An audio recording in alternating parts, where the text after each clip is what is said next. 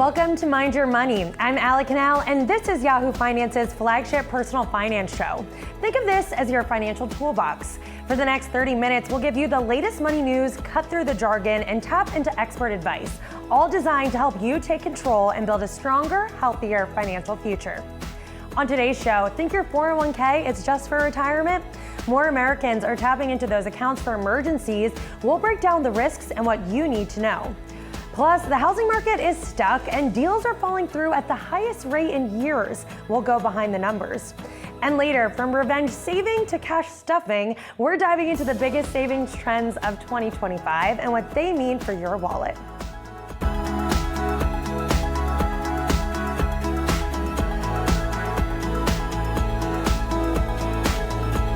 Nearly 5% of 401k participants tapped into their retirement accounts in 2024. That's according to new research out from Vanguard. And remember, in most cases, early withdrawals come with a 10% penalty on top of income taxes. So it's not a decision workers typically take lightly. Joining us now with more on this trend and what it says about how Americans are approaching retirement savings is Kelly Hahn, head of retirement research at Vanguard. So Kelly, we just mentioned that 10% penalty. On the surface, this doesn't sound like a smart move, but are there situations where an early 401k withdrawal actually does make sense? Well, thank you so much for having me on your show today. It's really great to be here. Yes, it does make sense in some cases because emergencies do happen, and sometimes people just need cash and liquidity. When we look at our data as to why people are taking early withdrawals, the top two reasons are avoiding eviction as well as paying for medical expenses. So what we're really trying to emphasize is the need for having an emergency reserve so that the retirement wealth or the long-term savings can be saved for the intended use.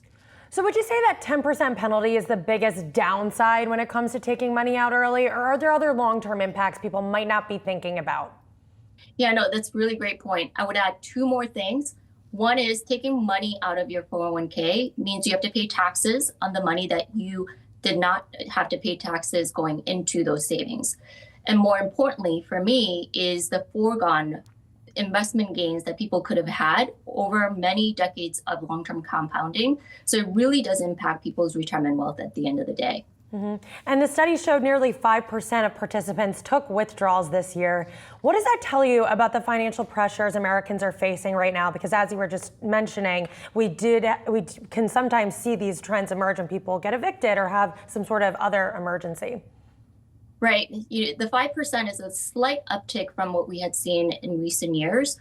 But what's really important to note is that it's still happening to a rather contained group of small subset of people. We see in our data that more people than ever are saving towards their retirement in their 401k accounts.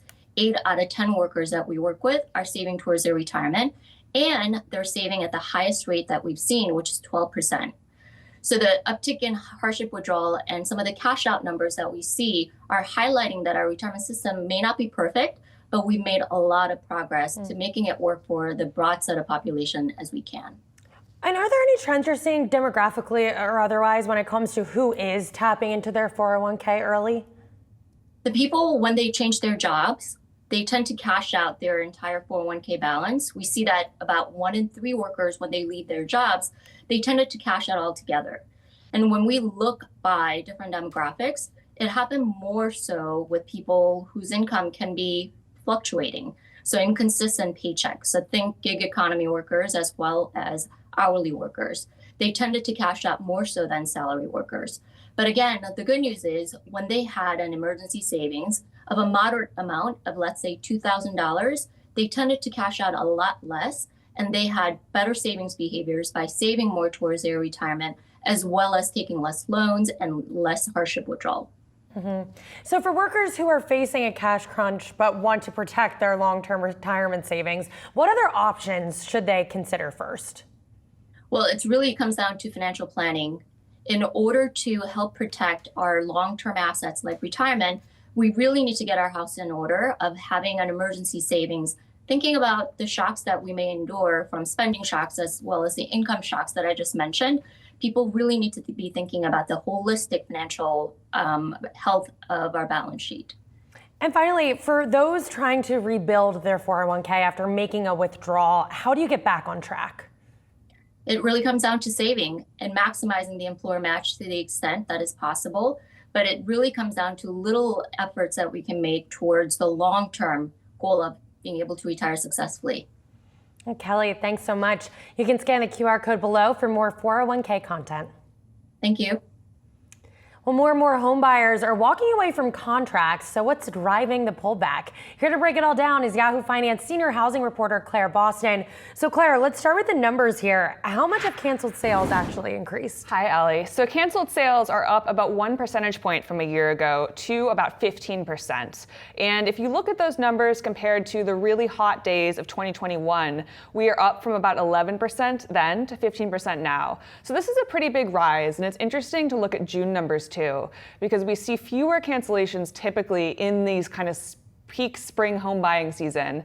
But right now we're seeing a lot of buyers really willing to walk away. And what's behind this trend? Why are more buyers backing out of some of these deals? Yeah, so buyers right now, they have a lot of power in many, many markets. The housing market has shifted back in their favor. They have more inventory to choose from. And what we're really seeing is a lot of buyers will get to the negotiating table and the deal will fall apart over things like inspection and repairs. You know, sellers may not want to pony up a bunch of money for, say, a new roof. Buyers will say, okay, if you're not going to do that, I will walk. I have other options to choose from. And what about the sellers here? Why are some listing their homes only to just take them off the market? Yeah, so we're seeing an uptick in delistings as well, and this is really the seller side of the same coin. In this housing market right now, we have so many sellers who have super low interest rates and high equity, and as a result, a lot of sellers are just kind of casual out there. They might be looking, you know, I have a price in mind, let me just list my home, see if I can hit it, but I don't have to sell. And you know, in this market, prices are falling in a lot of parts of the country.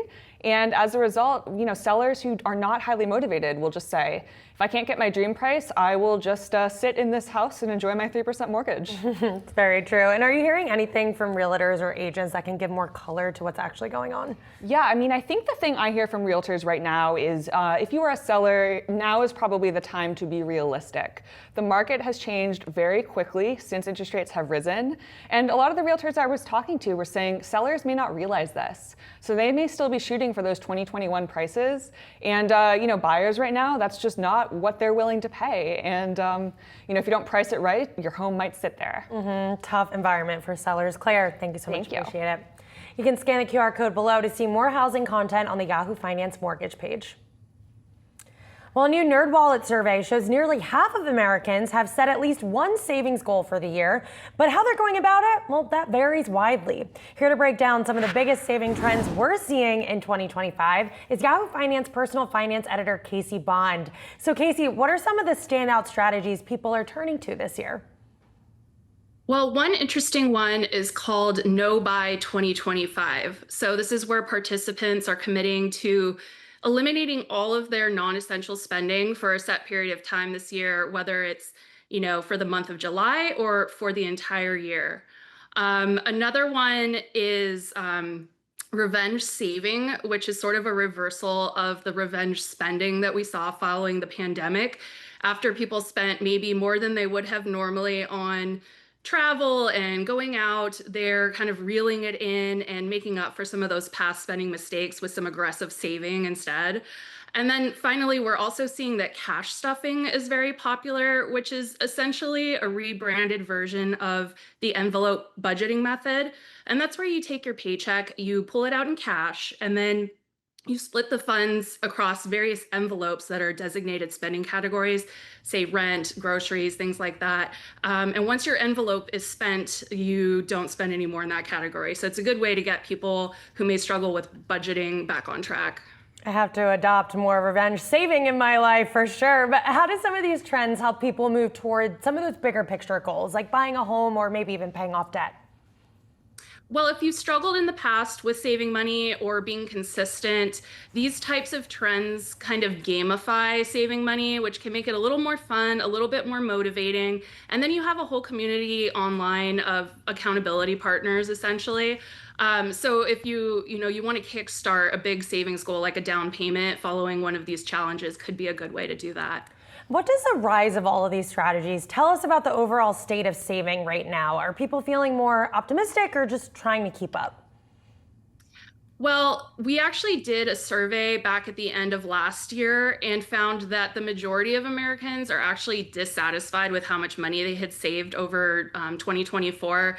So I'm not sure it's so much optimism as people are looking for a way to regain control of their money, especially in light of sharply rising prices, sky-high interest rates. A lot of people are struggling just to meet their daily obligations, let alone set aside money. So these savings challenges are a great way to feel like you have a little bit more control and a clear path to achieving your savings goals. And once you are able to start saving consistently, where's the smartest place to keep that emergency fund? Yeah, when it comes to an emergency fund, a really important factor is making sure that money is secure. So an FDIC insured bank account or NCUA insured account with a credit union is a great way to make sure that that money is protected in the very rare event that the institution fails. Another important factor is choosing a bank account that earns a competitive interest rate. The higher the interest rate on your deposit, the faster that balance is going to grow thanks to compound interest. So for that, I recommend a high yield savings account or money market account, which allow you a lot of flexibility as far as how and when you access the money. You can also consider a certificate of deposit, which allows you to lock in an interest rate for a set period of time, which is particularly helpful in an interest rate environment that's trending downward. But as far as emergency savings, I wouldn't commit to too long of a term because if you have to pull out that money early, you end up paying an early withdrawal penalty on that money. So. And Casey, I'm curious, in some of the survey work that you guys do, how are higher inflation expectations and tariffs filtering through on the consumer side and maybe affecting some of these saving behaviors? Yeah, I think it's really prompting people to be proactive about their saving. A lot of people are really nervous about how much higher prices are going to go. And as difficult as it can be to save money in a situation where, it's difficult to even keep up your bills, I think a lot of people are really trying to front load some of that savings and mitigate what could happen if we get in a situation where their budgets don't keep up with prices. All right, some great tips there. Casey Bond, thanks so much. You can scan the QR code below to learn more about 2025 savings trends.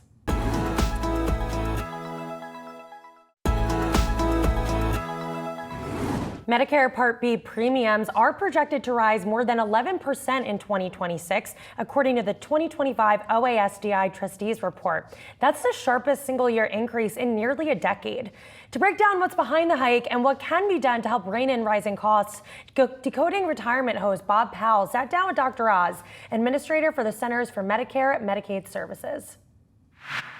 Part A is the 2.9% that comes out of everyone's paycheck every week that you get a pay stub. That pays for the hospital bill. A is in alpha. B is in boy, outpatient. Also some drug infusions like chemotherapy, for example, that's associated with hospitalization, done in a doctor's office or in the hospitals. Part B is in boy, doctor's expenses as well. Part C is the Medicare Advantage we were just talking about. And Part D, which we might talk about, is a drug. D is in drug. Is the drug benefit that seniors are eligible for. So we have a major concern about Part B price increases, but we have a concern about Part A and Part C and Part D. So Part A, before I get to your question, the Medicare Trustees Report predicts it is bankrupt in 2033. Yeah. That's 3 years shorter than we thought even a month ago. And in their worst case scenario is that it goes bankrupt in 29. Now, we're not going to let that happen. But to fix that, you got to take some steps. And that's why some of the things we're doing are not popular with folks who get paid, not the beneficiaries, not the American people, but the folks who are getting paid from these programs are getting haircuts, and that's uncomfortable. Part B, which is what you asked about, is concerning because drug prices have increased so much. But there are other things that are in Part B as well that we believe we have control over and we could get to be more efficient. A lot of this is hearing the stakeholders and then pushing back on what you've heard, and then letting them actually come up with some ideas themselves. I had an op-ed this week with Marty Makary in the Wall Street Journal, and it talked about the power to convene. You mentioned prior authorization a little earlier. We went to all the major insurance companies, and we said, listen, we can do this with a sledgehammer and fix this issue that's frustrating the American people. The idea that you have to have all these prior authorizations for anything you want to do with your doctor. Or you guys can be adults and go fix this problem. In fact, the words we used was meek. In the Bible, it speaks to the meek inheriting the earth. Meek doesn't mean weak. which is what I thought when I was a kid. Meek means you're armed with a sharp weapon, a sword, and you decide to sheathe that sword, put it away just for now, so you and your colleagues can come up with a better solution. So we're going back to hospital systems and drug manufacturers and the prior auth guys, the insurance companies who cover now 80% of the American people. In the case of prior authorization, they voluntarily came up with a nimble solution. They are being transparent in their efforts. They're dramatically reducing the number of prior authorization claims, and they're going to do it much faster. So you know almost immediately that you're not going to be stuck for 3 weeks waiting to find out if you can get your operation or not that's diagnosed cancer. So all this is part of the process. With the Part B program and with the Part C, a little bit with the Medicare Advantage, and even with Part D with the drug companies for outpatient drug use, we've gone back to all of them and said, we need better answers. And what you're doing now is making you a lot of money, and you can do that for another year or two, and then the bottom's going to fall out. So maybe you want to do it with us. Come work with us. Don't make us use a sledgehammer. Figure out these issues, come to us with better ideas, be transparent about them. The American people will love you for it. The president won't come after you because he will otherwise. And the president's very clear about this. He does not want the American taxpayers abused, and more importantly, doesn't want the American people abused. And some of these processes have become abusive. You know what works, Bob, really effectively? I will often go to a group of healthcare professionals, especially executives of companies, and I'll say, you went into this business because you care about people. Somewhere in your psyche, same as you did, Bob, when you entered the pharmaceutical space early in your career, you went into it because you thought these drugs would cure disease and save human lives. Sometimes we forget about that fundamental driving force. And if you can just align people, remind them that people matter more than profit statements, they get back to their roots, that they want to brag to their kids and grandkids about how they made America better. This is a chance, a generational opportunity. Decoding Retirement host Bob Powell joins me now. So Bob, what's your reaction to Dr. Oz's response there?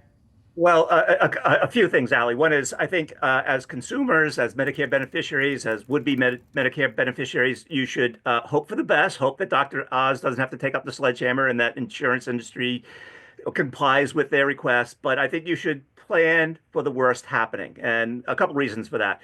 He mentioned Medicare Part A, that the trust fund is going to be depleted sooner than previously expected. And that means ultimately Washington will need to find solutions over the next few years. That could mean a higher payroll tax, FICA, or a reduction in hospital services, or some combination of both. So I think consumers need to be on the lookout for that happening. Next, he mentioned Medicare Part B premiums. As you suggested, they're rising double digits in 2026. And I think what folks need to do is to not only plan for next year's increase, double-digit increase, but experts I speak to say plan for at least 10% per year for the foreseeable future in that regard. Then he mentioned Medicare Part A, Part C, Medicare Advantage insurers, which are sort of the private industry of Medicare. And what we're now witnessing there is that, at least in one case, one of the major insurers has said that they're under federal investigation for overcharging the government for services delivered. So there's another problem that we have to worry about. And then most recently, we just learned this past week that Medicare Part D prescription drug prices are going to skyrocket in 2026. So three things for retirees from my perspective. One is go back and sharpen your pencil, revise your 2026 budget, especially the line item for healthcare expenses. And think about it this way. Typically, a retiree household spends somewhere between 5 to 15% on healthcare expenses. So inflate that number by at least 10% for a best case scenario, and maybe even more for a worst case scenario. Next, Medicare beneficiaries this fall will receive something called the annual notice of change. That is, in essence, a document that describes what changes are going to take place in your Medicare policy in 2026. Review it carefully, and then in October, you'll get the chance to go on to Medicare.gov and review and select the best plan for you. And then finally, politicians know that Medicare beneficiaries vote. So write to your senators, write to your representatives, and let them know that this can be a difficult process. So you want them to take matters into their own hands so that you don't bear the brunt of all this bad news. All right, Bob, thank you. But stick around for now, and you can scan the QR code below to watch the full interview with Dr. Oz on Decoding Retirement. It's time now for our weekly segment, Ask Yahoo Finance Anything, and this week we're zeroing in on retirement. I'm joined once again by Bob Powell, host of Yahoo Finance's Decoding Retirement video podcast. So it's only fitting that today's questions are all about planning for your golden years. So Bob, someone asks, I keep reading advice that suggests I wait to claim Social Security at age 70. Should I? So, Allie, the answer as with most things concerning Social Security and money, it depends. But here's why I often suggest waiting until 70 to claim. For one, you get the largest possible monthly benefit, and that amount will also grow over time given cost of living adjustments, which will be large because they're based on a higher benefit amount. Second, if you're married and you're the higher earner, waiting can mean a much bigger benefit for your survivor, for your spouse. So, for example, if your benefit at age 70 is $4,500 a month and you pass away at age 90, your spouse would receive $8,100 per month when you pass away. But if you claimed earlier at, say, full retirement age, the survivor benefit would be closer to $7,300, which is an $800 difference. And that could make a big difference for a surviving spouse in terms of them being able to pay for living expenses. Yeah, and another question here. I read recently that Medicare Part D costs will be rising in 2026 by quite a bit. How can I plan for that? Yeah, so we just talked a little bit about this, Allie. First, review your plan, review it every year. Most people stick with the same plan that they had the previous year, and that isn't always good because these plans change every year. The drug formularies change, the pharmacies change. So what worked well last year may not work well next year. Then come October, use Medicare's Plan Finder. You can enter your prescriptions, you can enter your pharmacy and your zip code, and then you'll be able to compare plans based on your actual medications to find the lowest prescription Part D plan. And then consider the big picture. These rising drug prices are moving people toward Medicare Advantage plans, bundled plans where you get a MA plan and a Part D plan. But you should look carefully at these things because you want to make sure that if you switch over to such a plan, that the doctors that you want are in the network of the Medicare Advantage plan. And then lastly, just start early. I would recommend going to your local senior center, booking an appointment with a SHIP representative who can help you sort through the options that are available to you and help you select the best plan. And lastly, the big question I'm sure we all have, how can I tell if I have enough saved for retirement? Yeah, so I think a quick and easy way to do this is to rely on what some of the big financial firms have suggested. Fidelity, for instance, says that by age 30, you should have 1 times your income set aside in your nest egg. By age 40, you should have 3 times. By age 50, 6 times. And by age 67, when you retire, you should have at least 10 times your income. So, for instance, if you have income of $150,000 per year, you should have $1.5 million set aside when you're age 67. That said, I think it's always wise to check with a financial advisor about this because your actual facts and circumstances may dictate a different number, right? It's all based on what your expenses will be in retirement, what your sources of income will be in retirement, what your expected lifespan will be in retirement. So use that as a sort of a rough rule of thumb, but then go get some expert advice to help you narrow in on what the exact number should be. All right, Bob Powell, thank you so much. Thank you, Allie. Well, that's it for Mind Your Money. Scan the QR code below to sign up for the Mind Your Money newsletter and stay tuned for Market Domination that's coming up next.